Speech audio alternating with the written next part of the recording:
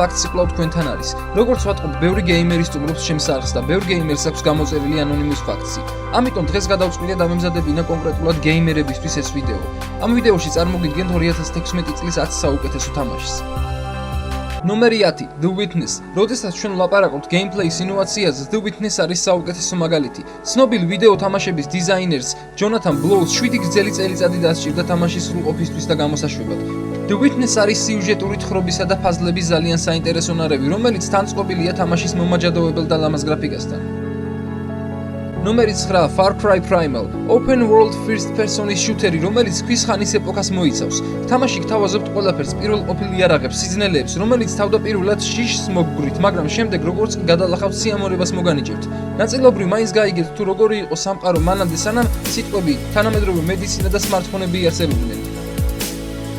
ნომერი 8 Firewatch. Firewatch არის მოგზაურობის სიმულატორი, რომელიც მსგავსი ტიპის თამაშების მოყვარულებს აძლევს საშუალებას თავი იგრძნოს ისე თითქოს რეალურად იყიდებს ზურგზე ჩანთას და იღებს ფანარს, მითის თავგადასავლის საძიებლად და ეპყრობა მასში. მაგრამ სამწუხაროდ არსებობენ ცილის მწამებლებიც, რომლებიც ამბობენ, რომ ამ თამაშს Gone Home-ისა და Walking Dead-ის მსგავსად გეიმპლეი არ აქვს. მაგრამ არ დაუჯეროთ სჭორებს, თქვენ თუ მსგავსი ტიპის თამაშები მოგწონთ, მაშინ თქვენთვის ერთ-ერთი საუკეთესო გამოცდილება იქნება Firewatch. ნომერი 6 MLB The Show. დახვეწილი გარემოსა და ფიზიკის წყალობით იგი მოთამაშეს თავს აგრძნობინებს რეალურ ბეისბოლის მოედანზე. თითქოს იქ არა კომპიუტერული გრაფიკით აწყობილი გმირი, არამედ თვითონ დგას. ყველაფერი ისე ხდება როგორც სინამდვილეში. თქვენ მოგიწევთ ბრძოლა იმისთვის, რომ გადახვიდეთ ერთი რიგიდან მეორეში. აღსანიშნავია, რომ კონტროლის სისტემა და საწყისი ტუტორიალები გაცილებით კარგადაა მომზადებული, ვიდრე წინა წლებში იყო. ნომერი 5 Dark Souls 3. Dark Souls ისეთი თამაშების კლასს განეკუთვნება, რომლის მოყვარულთაც გამძლე ნერვები და დიდი ნებისყოფა მოეთხოვება.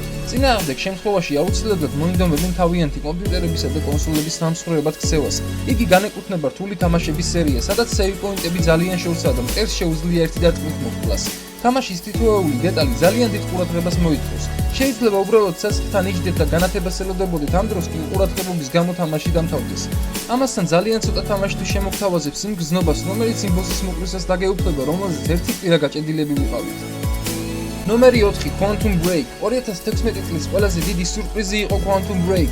იგი დაანონსდა, როდესაც Xbox One გამოუშვეს და ყველა ფიქრობდა, რომ ეს იქნებოდა ყველაზე ცუდი თამაში ამ კონსოლის ისტორიაში.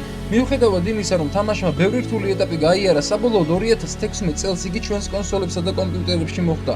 Quantum Break არის თამაში Netflix-ის ფილმებისა და სერიალების ხარისხითა და Xbox One-ის გეიმპლეით, რომელიც ყველა მოთამაშემ უნდა გამოსცადოს. ნომერი 3 Uncharted 4 A Thief's End. თუ თქვენ გაქვთ PlayStation 4, შეიძლება დანაშაულად ჩაითვალოს, თუ ამ თამაშს არ დაამატებთ თქვენს კოლექციას. ნომერი 2 Overwatch. შეგვიძლია ვთქვათ, რომ ეს თამაში ერთ-ერთი საუკეთესოა. ამასთან უნდა აღვნიშნოთ, რომ პერსონაჟები არ გვანან ერთმანეთს არც გრაფიკულად და არც მახასიათებლებით. თითოეული ღილაკი თითოეულ გასაოცარ შესაძლებლობას წარმოგვიჩენს, რომელიც გადმოცემულია ძალიან მაღალი დონის გრაფიკული ინტერფეისის საშუალებით. და ნომერი 1 Mirror's Edge Catalyst. Mirror's Edge Catalyst არის first person თამაში პარკურებისთვის შესაფერისი გარემოთი და გრაფიკული შესრულებებით, რომელიც ერთ-ერთი საუკეთესოა თავის ჟანრში. ეს თამაში ყველამ უნდა გამოცადოს.